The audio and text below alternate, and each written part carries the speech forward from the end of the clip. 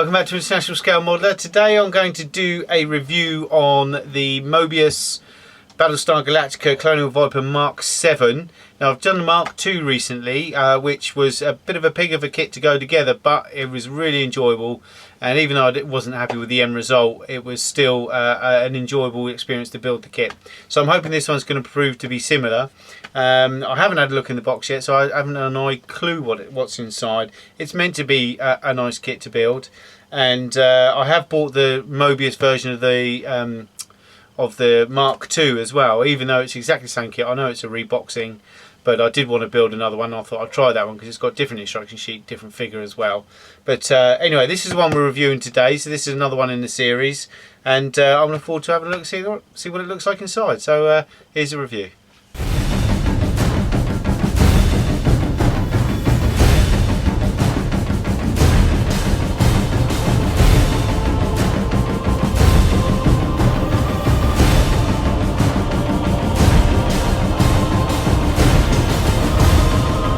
This is the Admiral.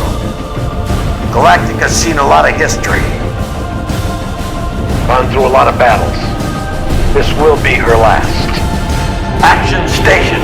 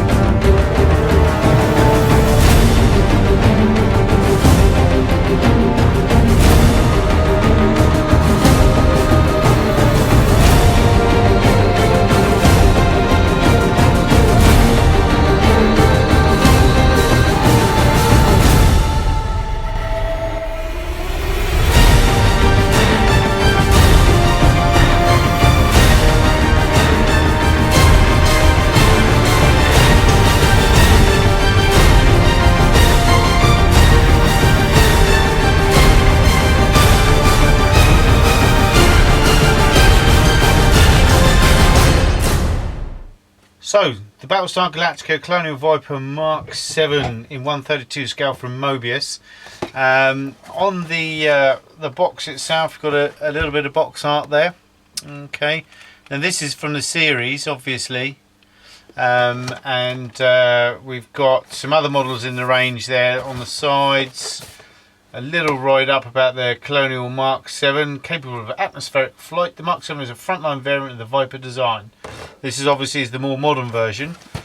Now, I think you've all seen the one that I built up recently, which was the Mk.II, which I wasn't entirely happy with the finish. I've bought another one. I've actually bought the Moebius version, which is just a rebox of the Revell one. And I'm going to do it again because I'm not happy with that, and so I'm looking forward to doing another one of those because I actually really enjoyed that build. So, but anyway, so let's have a look inside the box. This says skill level 3 on this, which is advanced in Moebius world. On the back, there's a nice. I do like that. There's put it out the right way. There's a hangar deck scene from the series. Now that's great. You can have that as a background if you wanted to. I fully plan to do a hangar deck Dio with either this or the Mk.II.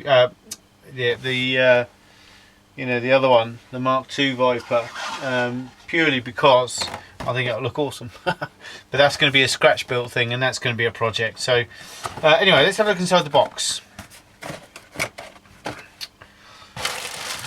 Okay. If we just get everything out. Okay, so let's have a look at the main set first.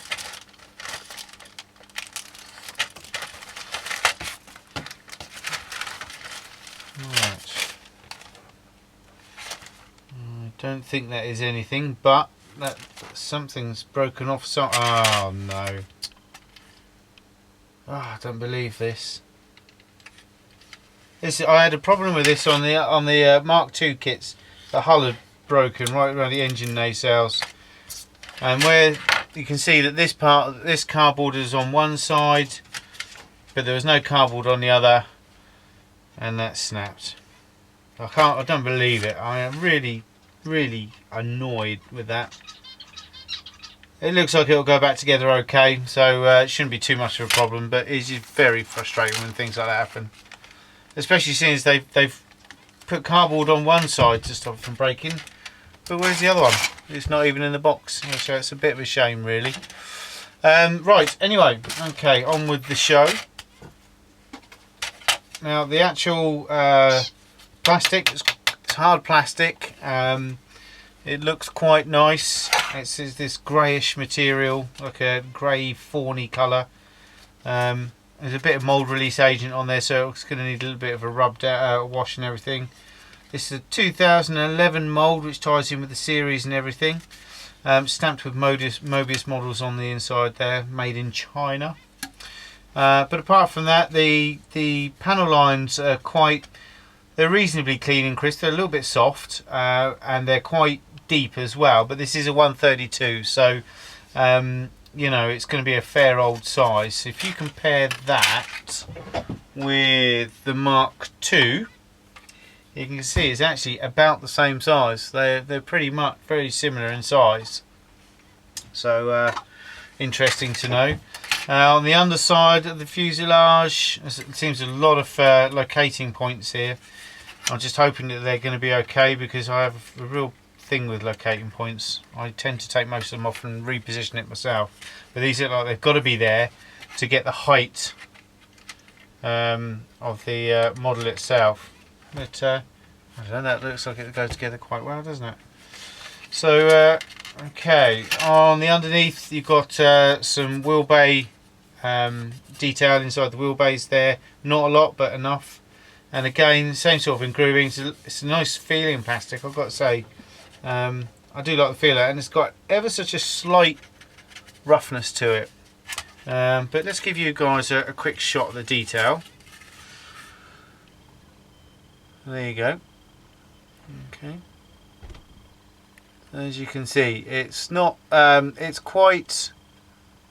The panel lines are quite wide and quite deep. Now, that's going to take a wash really well, and obviously a weathering and everything. So that's going to look quite nice, I think.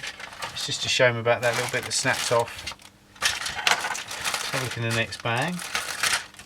We've got, well, 4 sprues and the 2 fuselage sections. Now on here, obviously, we've got the tail here, and it looks like there's a laser in the tail as well. And we've got some of the sides of the rear fuselage here. And again, details. I mean, that seems a lot crisper than the fuselage detail, actually, if you can see. But very nice panel lines and everything.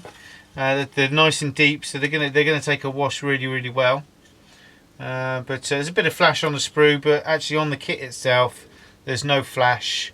There doesn't seem to be. There's a tiny little bit of burring, but I mean, really nothing compared to some others that we've seen. And again, we've got some more of the fuselage points, and these are the engine nacelles. These are actually, you don't see as much on the engine as you do on the Mk.II, but you can see, you can pick out some detail there.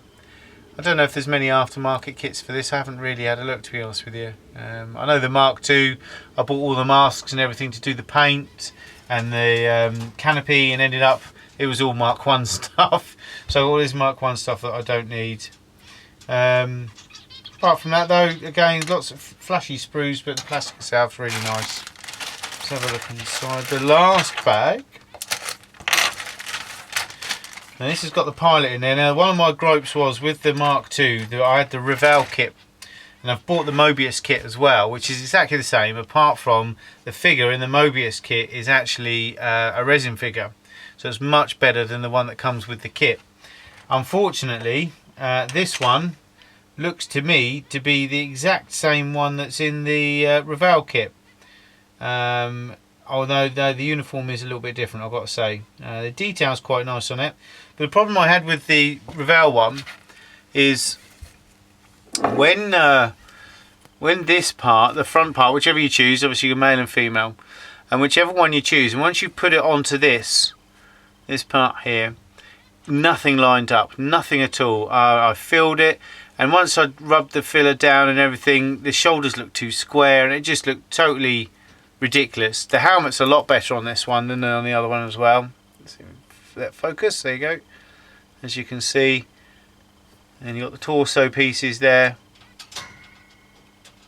Okay, detail's not too bad. The actual figure itself, I mean, you can see the rear, but obviously not really going to see much of that in the cockpit. It's just the front side. Arms are separate. Again, one of the arms is holding a joystick like it was on the other one. Not a fan of that really, I've got to say, because it never sits right when you put it in the cockpit. So again, I did the other one figureless in the end. I think I'll do the same with this one. I don't think I'll bother with a figure. I don't usually bother with figures with pretty much any of the aircraft really, so it's a shame about that really. As I say, the other one's a one-piece resin one, so it's much better. We've got on this sprue, we've got some framework, some very, very light framework. I don't know what that's for. We can have a look in the when we get into the instructions. We've got the legs, which are a completely different design to the Mk.II. Completely different. Not a lot of detail on there either. I would imagine that's the cockpit floor and the seat, and it looks like a toilet seat there. This looks like a toilet seat, but there's some rib detail on there and everything, as you can see, and the seat itself. So I'd be interested to see how that comes together. A lot of flash on this sprue, but as I say, on the actual kit parts itself, they seem to be okay, just ever such a slight burring, so that's not too bad at all. The seat, it's a big old seat, and we've got some more legs and some other just greebles for the outside. You see the quality of the seat. So I would imagine all the instrument panel dials and everything are going to be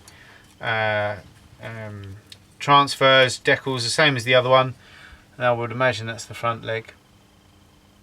Okay, so a little bit of detail there, but you know, nothing to shout home about. So that's it overall with regards to the sprues and everything. Not amazingly impressive, but I think it's I do love Battlestar Galactica, especially the new series. I really do. And I've got to say, this what I'm looking at now, the clear parts on the other one were really, really nice. And again, we've got exactly the same stand as we had before, which comes clear. That's exactly the same as the Mk.II one. The canopy itself, what I'm going to do here, I'm just going to separate this.